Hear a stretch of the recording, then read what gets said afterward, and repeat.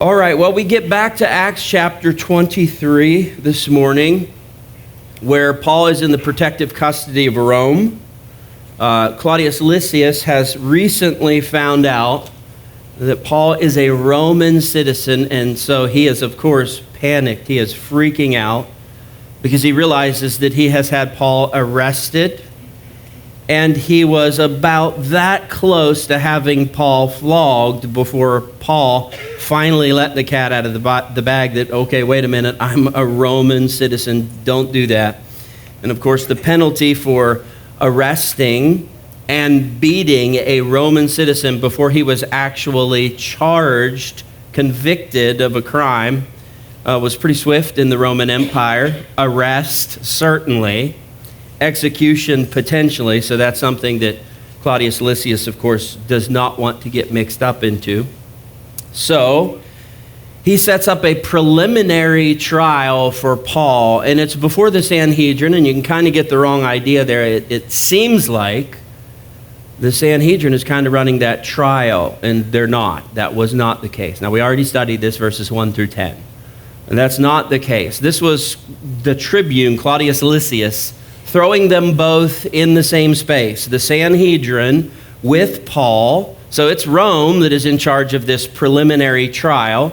And Claudius Lysias's intentions are to hopefully establish a valid charge against Paul that he can carry forward to an inevitable trial before Felix in Caesarea. But worst case scenario, this guy is hoping to at least establish some facts about this case so that he can begin to build his defense for this inevitable situation with Felix, where he's going to have to answer the question of why is Paul, a Roman citizen, under arrest? You better have a really good reason for that. So that's what this trial is all about. And it just did not go well from the start. It was just a disaster from the very beginning because Paul opens up his opening statement by saying, "Brothers, Jewish brothers, I have always had a good conscience before God." And that just, oh man, that just enraged the Jews. For Paul to say something like that he could actually believe that having defected from Judaism, the way they saw this, the tradition of their fathers, the law of Moses, and yet stand up bold-faced, without cracking up, without letting you know he's joking. No, he seriously and brazenly said, I have a good conscience before God. And so that, of course, has absolutely just caused that first meeting with the preliminary trial to just go wrong immediately, and that was enough to get Paul struck across the face. And then Paul, of course, responded by shooting off at the mouth. Seems like a measured response for such an eventuality. You get struck across the face, you might be tempted to shoot off at the mouth. And the only problem is that he shot off at the mouth to the chief priest Ananias himself. He called him a whitewashed wall. Now, it was Ananias who made the statement that the guy next to Paul, hey, you over there, you're close to Paul. Because of what he just said, smack that dude across the chops. We assumed that happened because that's when Paul shot off at the mouth. But Paul did not realize it was Ananias, the high priest, that had given that command to have him struck. And so what Paul actually did was defile the high priest, definitely a no-no according to Old Testament Jewish law. And now Paul finds himself in a bit of a dilemma. He's got to know there's no good way out of this. There's nothing that I can say that's going to cause this trial to go well. And Paul, I think, just ingeniously decides, you know what? What can I do to take the pressure off of me and put it on the council? What can I say to turn the council against themselves and have them consuming themselves, like the snake that saw the little worm pop up out of the dirt. And so he scarfed it down and scarfed it down and scarfed it down. And bigger and longer that worm became until he realized he had scarfed down his own tail and half of his body. Well, that's what Paul decided to do to the council. He decided to make a statement that he knew would cause the place to erupt. And boy, did it ever. It worked. The place erupted in violence. Pharisee against Sadducee. Ultra-conservative against ultra-liberal. The whole thing devolved into violence. I take that to mean physical violence. This wasn't the snowflake generation. Violence to the snowflake generation is, oh my goodness, you didn't use my preferred pronouns. No, this was violence. This got physical, and I wish I could know what was going through Paul's mind at that time. You know, just sitting back and, this is interesting, a little bit of fun.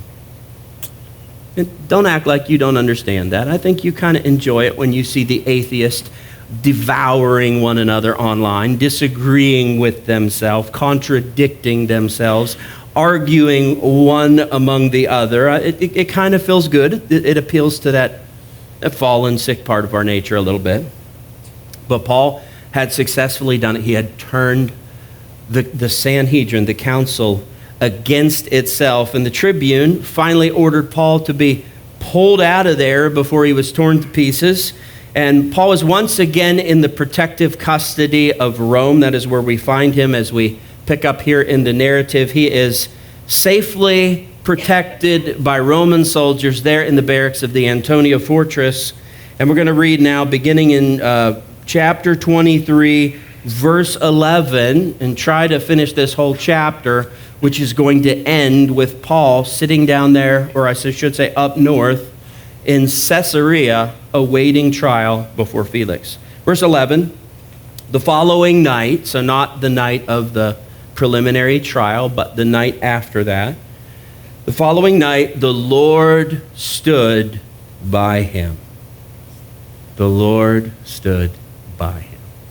None of the unbelieving Jews stood by him.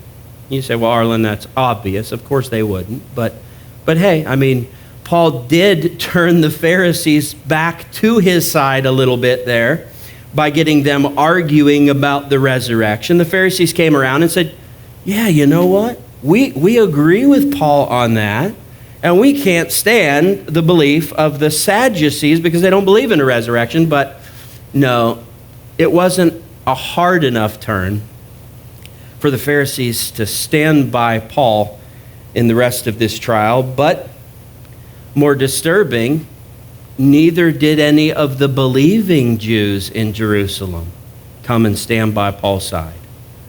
Not a one of them took Paul's side. You know, you ask the question, where is the church in Jerusalem? This is a Christian. This is Paul. I know he's not from the Jerusalem church, but why aren't they there supporting Paul?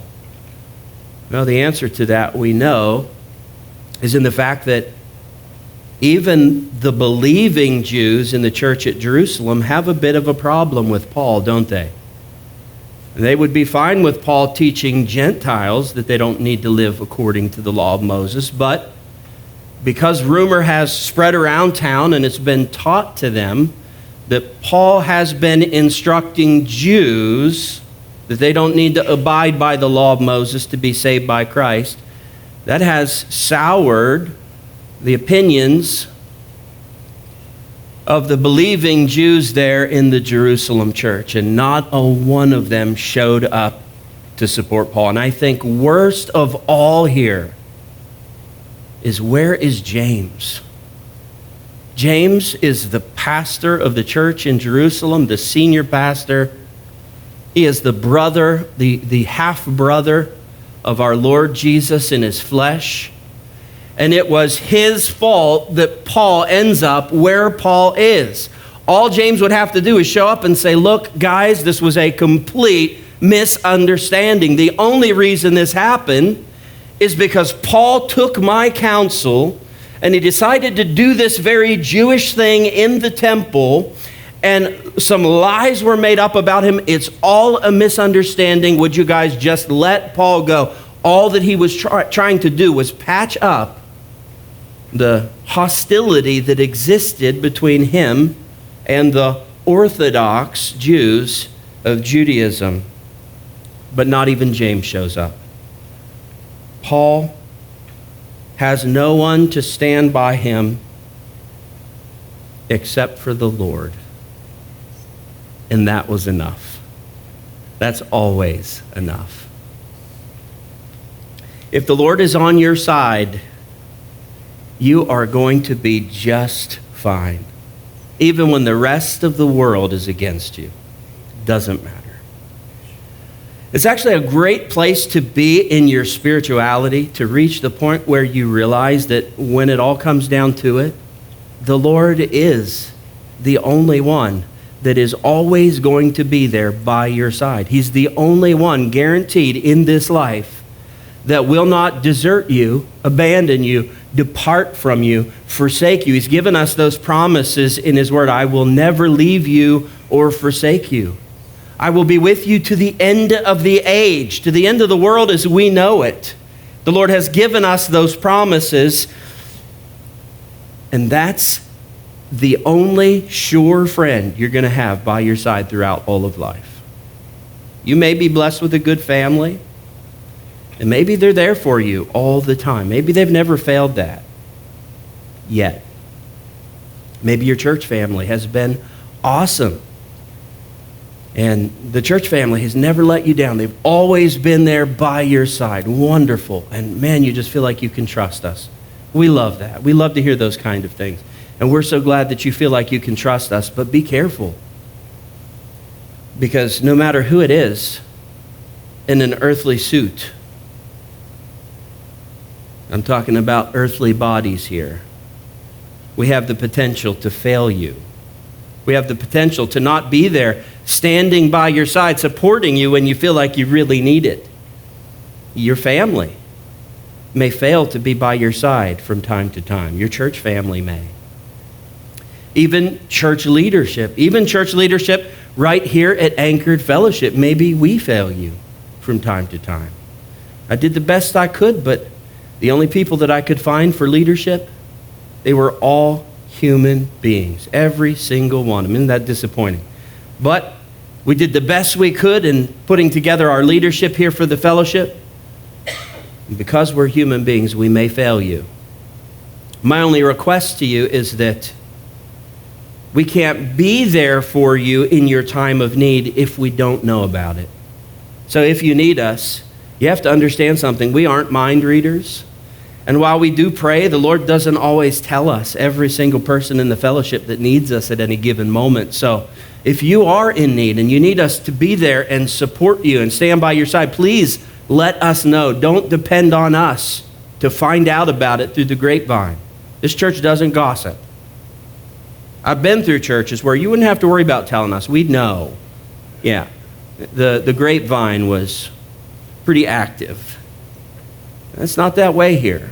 If you don't tell us your need, then we're not going to know about your need. But if you will tell us your need, I'll do everything I can, and so will our leadership here at this church to support you and be by your side. But having said all that, don't get too caught up in all of that. Don't put too much trust in all of that, because we are not the head of the body. Jesus is the head of the body. He's the one that's given you the promises. When all else fails, when everyone else deserts, when there's no one else by your side, I assure you the Lord is by your side. The Lord stood by Paul, reading on in verse 11, and he said this, take courage or be encouraged, which means what? Said it last week. It means that Paul was discouraged. What? Arlyn, you're kidding me. Paul discouraged? How is that even possible? I mean, the guy has been beaten. He has been stoned, likely to death, and nothing has stopped this guy And you're expecting us to believe that he's discouraged here? Well, he is still a human being. Yes, he's the Apostle Paul, but he's still a human being. And if the Lord said, Paul, be encouraged. Paul, take courage, take heart, cheer up, Paul. If the Lord had to say that to Paul, I assume it's because Paul was discouraged. He found himself discouraged. So the Lord says, take courage, for as you have testified to the facts about me in Jerusalem, so you must testify also in Rome. Just a great confirmation and affirmation from the Lord to Paul here, that Paul, you did exactly what I wanted you to do. You have witnessed about me to the Jews again. Tried it before, it didn't work out. You tried it again. Good on you, Paul. You gave it a shot. I know it didn't go well. But Paul, you did what you could, and that's exactly what I wanted.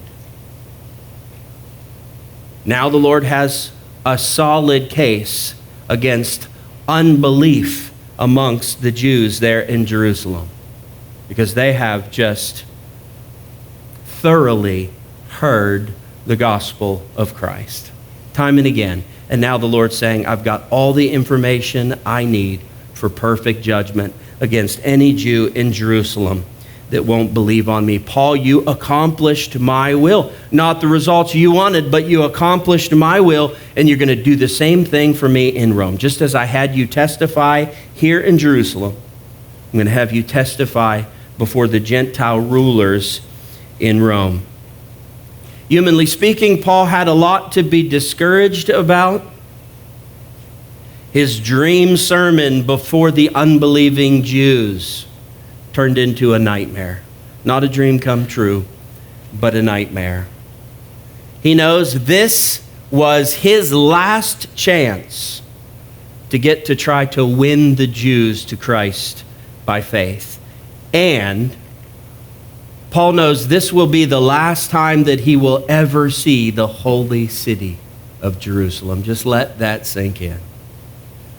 It's no wonder this guy is discouraged. This is it. And it didn't end the way that Paul was hoping for it to end. There's one tiny little bit of Paul's dream that remains. We find out about it in the book of Romans. Paul had already written the book of Romans by this point. And there in Romans chapter 1, verse 15, Paul says this to the Christians in Rome. He says, I am eager to preach the gospel to you also who are in Rome.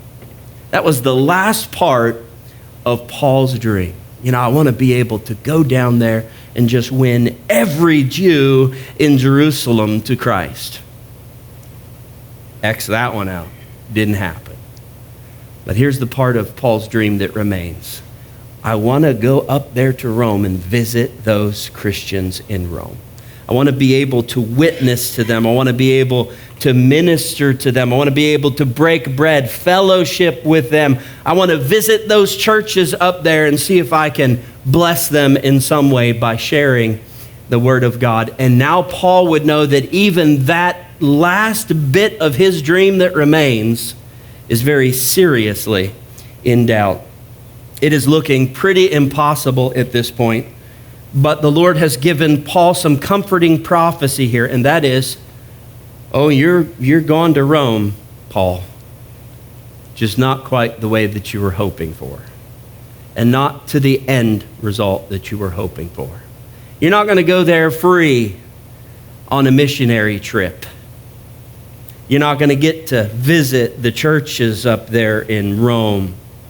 You're not going to get to fellowship and break bread. You're not going to get to minister. You're not going to get to widen out the grid and do missionary work for those that church or those churches there in Rome. None of that's going to happen, but Paul, I am going to get you to Rome. And you are going to get to testify about me.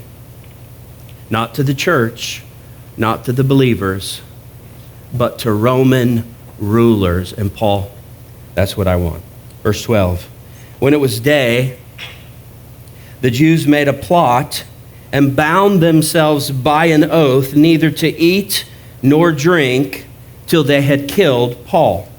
Verse 13, there were more than 40 who made this conspiracy. Now, I have never had more than a few people at a time that wanted to kill me. It's a little embarrassing, I know. What can I say? I'm not the Apostle Paul. I'm going to try harder, though. But this is quite a few people to have against you agreeing together at the same time that, look, we just cannot go on with life as usual until that guy is dead. We just refuse to go on living until Paul is kaput. And so if you can imagine this, these 40 plus unbelieving Jews that hate Paul are fasting to the Lord for Paul's murder. They're essentially saying, Lord, we are going to abstain from food and drink. We're going to abstain from food and liquids until you bless our plan and we can get this guy Paul dead. Can you imagine fasting about something to the Lord? Now, you can only go 30 or 40 days without eating food, and you can survive that. You can only go about 3 to 5 days, sometimes less, sometimes a tiny bit more, without liquid. So the clock is ticking for these guys. I give them 3 to 5 days to get this done, 3 to 5 days to kill Paul before they either got to bail out on this fast and this oath or getting it accomplished. And I got bad news for these guys. They're not going to get the Lord's help here. Paul is a servant of the Lord. So the Lord is more likely to kill y'all than to kill Paul. That's what I would say to them. Good luck. You're fasting that the Lord's going to help you kill Paul. The Lord isn't going to let Paul go until he's done with Paul. Verse 14. So they went to the chief priests and elders and said, we have strictly bound ourselves by an oath to taste no food till we have killed Paul. And I don't know, maybe they changed their mind there about the liquids. Because when they're retelling this oath to the Sanhedrin, to the chief priests and the Sanhedrin, they don't mention the liquids. Maybe we better think a little bit harder about that. It might take a little longer to get this done. Let's not fast liquids. Let's just fast food. That'll give us more time. I don't know that that's what they did. I'm just pointing out that it's not there. So they're sharing this plot with the Sanhedrin, and the Sanhedrin, under Jewish law, the law of Moses, they have the right, the chief priest and the Sanhedrin has the right to nullify any presumptuous or foolish vows that are taken. That's how this worked. If you were a Jew and you were making a vow, you came to the temple or the tabernacle, if you go back far enough, and you told the priest your vow that you were making, and the priest could say, nope, that's foolish, I won't let you do that. Or the priest could confirm your vow and let you take that vow. And that's exactly what the chief priest in the Sanhedrin does here. They don't nullify the vow. They confirm the vow because they like the plan. Yes, let's get Paul dead. So verse 15, now therefore you, the chief priest, along with the council, the Sanhedrin, give notice to the tribune, Claudius Lysias, to bring him, Paul, down to you, as though you were going to determine the case more exactly. This whole thing is just outlandish. You've got these 40 plus men now ordering the Sanhedrin around, and the Sanhedrin's going to let them do that because they have the same goal in their hearts, and that is to get Paul killed. I was going to say something else there, and I forget what I was going to say. Oh, yeah. Look what we just read. They were asking the chief priest to tell a bold-faced lie in order to make this plot work. Can you imagine? Like, just think about, like, if you're a Catholic going up to the Pope and saying, here, I need to do something. Can you do me a favor? Now, it's not true, but can you tell my employer, or can you tell my priest back home, and then make up this big lie? They're asking the head of the Sanhedrin. They're asking the religious ruler over all of Judaism at this time, to tell a lie, to situate Paul in a position where they can kill him. It's just unbelievable. And the chief priest and the council does not seem to mind the lie. So tell this lie so that you're going to pretend like you just want to hear more about Paul's case and get the record straight and solve the issue. And we are ready to kill him before he comes near. Verse 16, now the son of Paul's sister heard of their ambush, so he went and entered the barracks and told Paul. Well, that is an interesting plot twist, isn't it? Paul's nephew to the rescue. It is the first, the last, and the only time in the Bible that we have any kind of mention as to a relative of the Apostle Paul. His sister is mentioned, and his sister's son, which would be Paul's nephew. Is his sister saved? Is she a Christian? Is his nephew saved? Is his nephew a Christian? We have no clue. We have no other information in the Bible or in extra biblical history about these two relatives of Paul. I would have to imagine that if you spent some time around Paul, you either converted to Christianity or you disowned him. Like you just kicked him out of the family. So if I had to guess, I'd say they're either saved or they love Paul enough that they know he's in danger and they don't want him to be harmed. His nephew hears about the plot, and his nephew is going to come to the rescue here. And so we look at this and we say, was it a coincidence that his nephew found out about the plot? Oh, I don't think it was a coincidence. Because there are, I wonder what James would have done if he found out about the plot, or the rest of the Jerusalem church. I don't think it's a coincidence at all that it's Paul's nephew that gets wind of this plot against Paul. I mean, come on, just really think about that. Not a coincidence at all.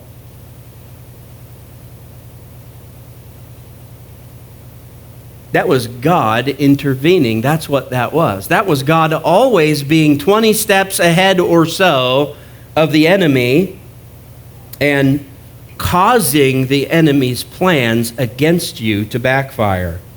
God just always has that way of outmaneuvering his enemy and then cutting his enemy off at the pass. I like to say there are no coincidences for believers in Christ. Now that is all that the unbeliever believes in, coincidences. Because there's no fate, there's no destiny, there's no reason for anything. Their explanation of the universe and every living thing in the universe is coincidence. One after another. Here's where they start. There was nothing, and then what a coincidence, nothing became something. What a coincidence. Nothing became something. And then something over millions and millions and millions of years, one coincidence after another. This constant coincidence of moving one step at a time closer to more complex and more complex and more complex life until we ultimately land at what we see observably in our world, and that is life and planetary movements that are so complex that even our brightest minds of all times have never even been able to come near to understanding it and explaining it. But all coincidence. And it just happens to be a coincidence that that process kept positively moving along for evolution. Just all coincidence. And it's a coincidence, you foolish people, when, those little things in your life happen, but those little things compound and produce these wonderful, glorious moments and turns of life events for you. That's coincidence. It's all coincidence, the unbeliever would say. But the believer would say, there's no such thing as a coincidence. The believer believes in the sovereignty of God and the providence of God.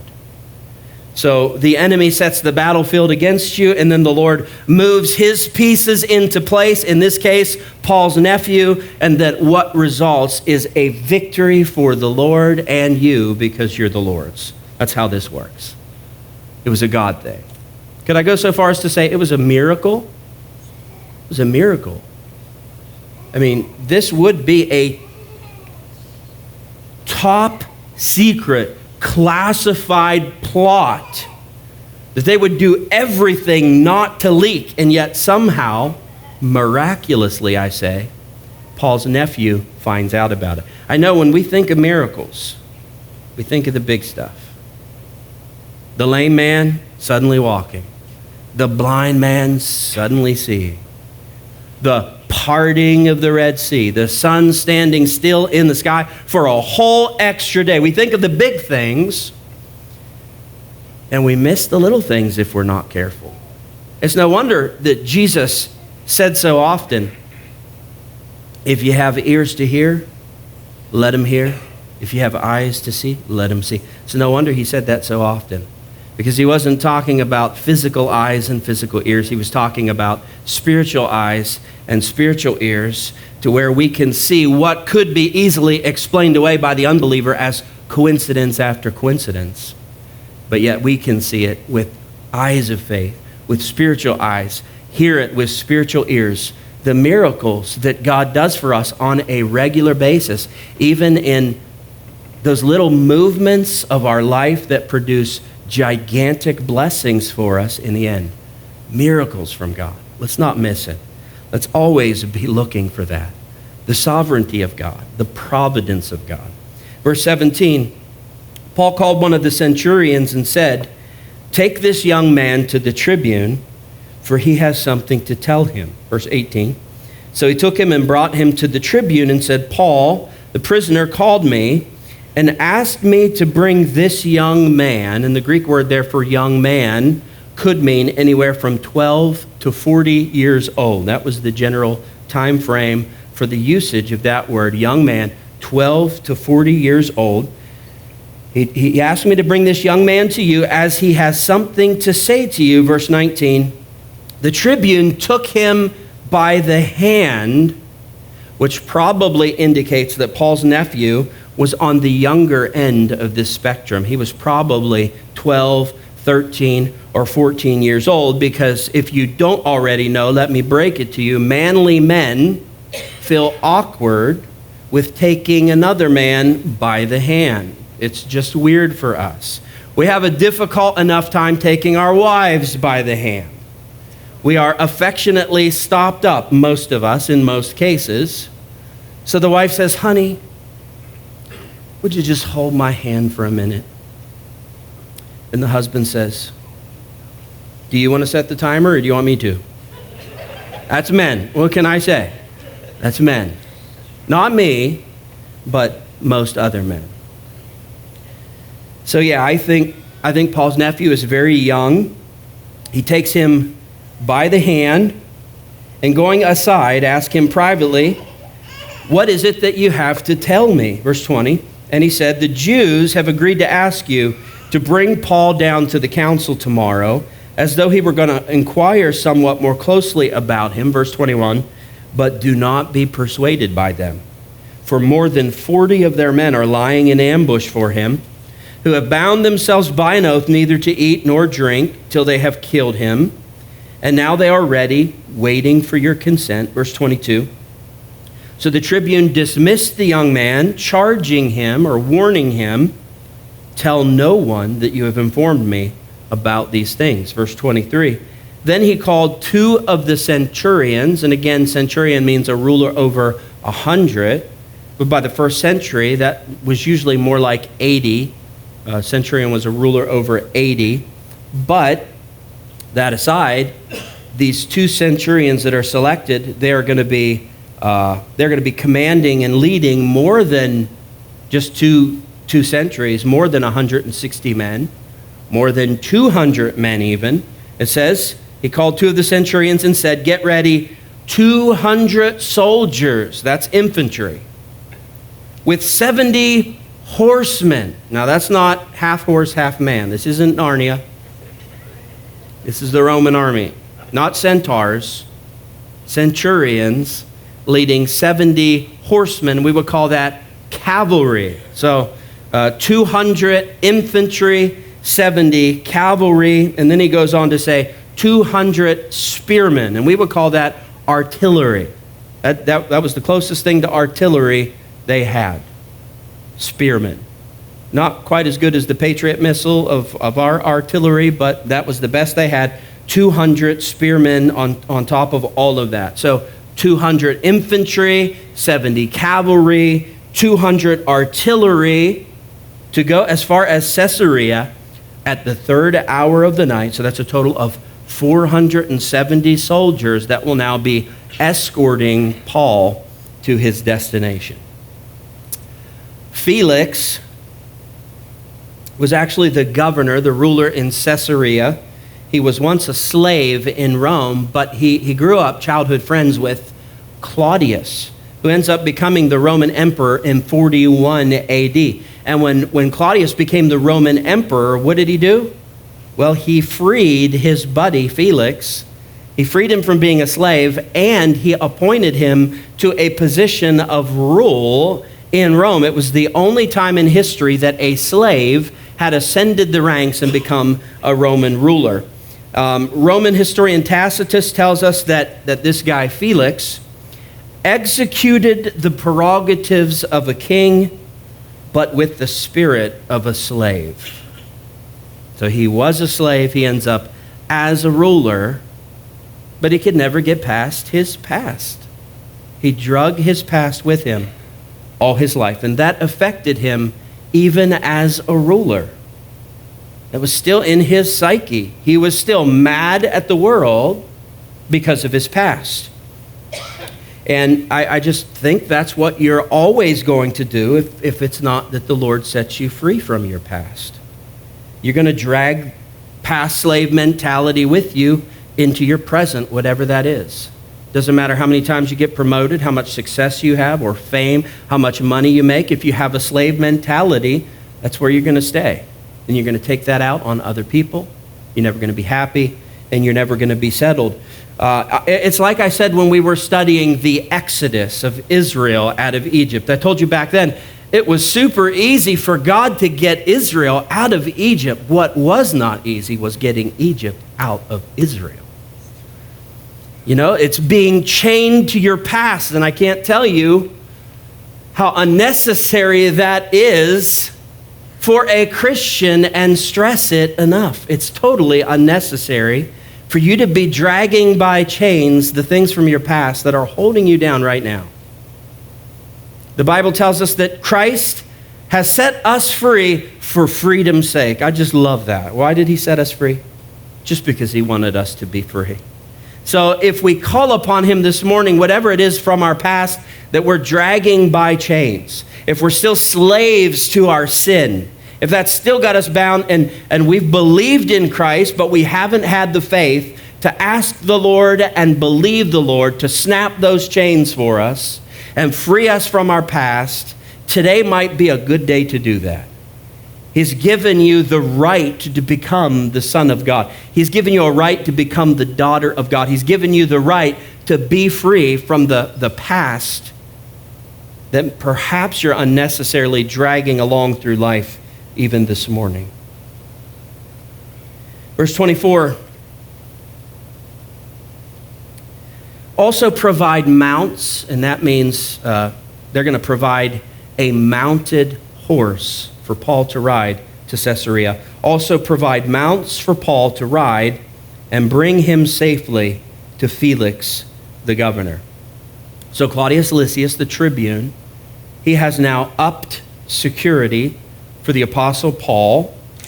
And Paul will not be walking now, which is what would have happened had this plot not emerged. He would have walked from Jerusalem to Caesarea. Paul won't be walking now. He's going to be riding a horse. I know it's bumpy. I know it's not the easiest thing. And if you don't got a good back, maybe you don't want to do that. But this is essentially going from coach to first class in his travels from Jerusalem to Rome. God has taken this plot against Paul, and he has used that plot to upgrade Paul's traveling situation, right? Accommodations, that's the word I was looking for. So I don't know, maybe there's a really good spiritual principle in there that the Lord can take the plots against you by your enemy, and he can turn them and use that to improve your traveling accommodations in this life. I think there's a good spiritual principle there. I'm going to research that out, and I'm going to squeeze the juice out of it. I'm going to bring it back to you at some point. The Lord is so good at taking, it just hit me. The story of Joseph. What you meant for evil, God meant for good. God is going to turn all things out for good to those that love him and are the called according to his purpose. Thank you, Lord. We just did it. We're done. That's a good spiritual principle. The Lord can take the plots against you and improve your situation because of them. But let me condescend a little bit here, back down just for a moment, that 40 plus unbelieving Jews have taken an oath to fast until Paul is dead. They're going to do all that they can to kill Paul. And check out Paul, surrounded by 470 soldiers, 200 infantry, 70 cavalry, and 200 artillery. Look at how the Lord is protecting the Apostle Paul. And this is just a biblical truth that is, until it is your time to go, the Lord is going to continue his perfect streak, his perfect record of never failing to protect his people. Until it's your time to go, the Lord is going to protect you. You know, I've said it in here before that I truly believe that until God is done with me, I am indestructible. I really believe that. I don't test the Lord. I don't want to push my luck. I don't want to get outside of his will for my life, but I do believe that. I believe God has a plan for my life and that it's not done. And until it's done, I'm indestructible. He's not going to let me get taken down ahead of time. There are no oopses in heaven. So it's been my prayer for a long time, Lord, please, before you take me, one request. I want to teach through every chapter, every verse, every book, every word of the Bible before you take me home. Why do you think I'm going through the Bible so slowly with you all? I'm dragging my feet. I'm buying time. And I'm hoping that the Lord grants that to me. I think that maybe that's God's plan for my life. But I can't say for sure. He may not let me get there, and I would love to get there because I'd love to get up in heaven and say what Jesus said concerning my ministry. It is finished. I taught through all of the Bible. And Lord, you can talk to me about the things I got wrong, but I did my best. I taught through all of the Bible. It is finished. But I'm not the Lord, and he has his will for my life, so the Lord just may say to me, I don't need you to be able to say it was finished. I only need you to be able to say it was attempted. The Lord's will. But until he's done, the enemy can't get to us. The enemy can't take us down. I believe that. Let's finish up with the letter that the Tribune sent to Felix. We're running low on time here. Verse 25. And he wrote a letter to this effect, verse 26, Claudius Lysias, and that's where he's named. I have shared that with you in advance, but that's where he is named for us. Claudius Lysias, to his excellency, the governor Felix, greetings. Verse 27, this man, Paul, was seized by the Jews and was about to be killed by them when I came upon them with the soldiers and rescued him, having learned that he was a Roman citizen. Boy, is this guy a politician or what? I mean, that's a different story than we've been studying. You hear this guy? Yeah, I showed up and I rescued Paul. I found out he was a Roman citizen. They were about to tear him apart. I rescued the guy. I'm the good guy here. This is a politician trying to save his neck and keep his job. That's what this is. And he's not done revising history either. Verse 28, and desiring to know the charge for which they were accusing him, I brought him down to their council. Verse 29, I found that he was being accused about questions of their law, but charged with nothing deserving death or imprisonment. Verse 30, and when it was disclosed to me that there would be a plot against this man, I sent him to you at once, ordering his accusers also to state before you what they have against him. So do you see how Claudius Lysias has justified the initial arrest? Oh, I only did this to get Paul to a place of safety. That was not true. He grabbed Paul, imprisoned him. He assumed he was the wrongdoer. He strung him up to scourge him. Paul stopped him, but different story. He's saying, I arrested him initially to save his life. And then he goes on to say, he's only still under arrest for his own protection. I'm sending him up to you in protective custody for his own good. That's the only reason. He is a Roman citizen that has not been convicted of a crime and yet is still imprisoned. So, it's a politician trying to save his neck and keep his position. Verse 31, so the soldiers, according to their instructions, took Paul and brought him by night to Antipatris. That was 20 miles north from Jerusalem, en route to Caesarea. Verse 32, and on the next day they returned to the barracks, letting the horsemen go on with them. So, if you didn't get that, the 200 infantry and the 200 artillery now returned back to base, Antonia Fortress, because Paul is past the danger zone. He's in a safe travel spot now, but the 70 cavalry go on with Paul. They continue on, escorting him to Caesarea ultimately. Verse 33, when they had come to Caesarea and delivered the letter to the governor, they presented Paul also before him. Verse 34, on reading the letter, he asked what province he was from. And when he learned that he was from Cilicia, verse 35, he said, I will give you a hearing when your accusers arrive. And he commanded him to be guarded in Herod's praetorium. Now, just real quickly, Herod's praetorium was quite a nice place to be imprisoned. It was right on the beach of the Mediterranean. It actually was a resort. It was Herod's palatial resort. So this was like Paul getting to hang out in a beach resort made by Herod. They uncovered the ruins of this praetorium decades ago, and so we know the exact layout of it. We know that it was a colonnade building, which was common among the Romans. And at the center of the praetorium, just to give you an idea of how fancy this was, I mean, they were close, right to the edge of the beach. You can look at this online, look at pictures of it, right on the edge of the beach there. But in the center of the praetorium, there was this huge swimming pool. It was 60 feet wide and 118 feet long, pretty much double the length of our sanctuary here.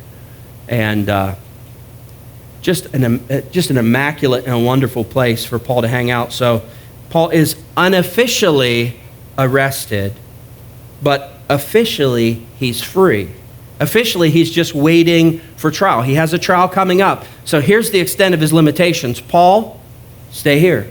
You can't leave here. We're going to read this next week, that Paul has the freedom to have friends come and go. They can bring him whatever they want. He's not technically under arrest, but he needs to stay there at the beach resort of Herod. And I think Paul would probably be saying, that's okay with me. I don't mind sticking around. I have no intentions of leaving. I can pray and I can study and I can write epistles from here and I can get visitors from here. So this is A-okay. A little bit of R&R, kicking back at the end part of my ministry here. So as Jonathan Rumi from The Chosen would say, not too shabby. Not too shabby for Paul. And speaking of, The Chosen is officially out, season 4, episodes 1 through 3 in theaters. Get to see that this week if you would like to coordinate attending that with me and Maggie. We're planning to do that this week. Reach out to us, let us know, and we'll see if we can coordinate that. Go ahead and stand with me. Worship team, come on up.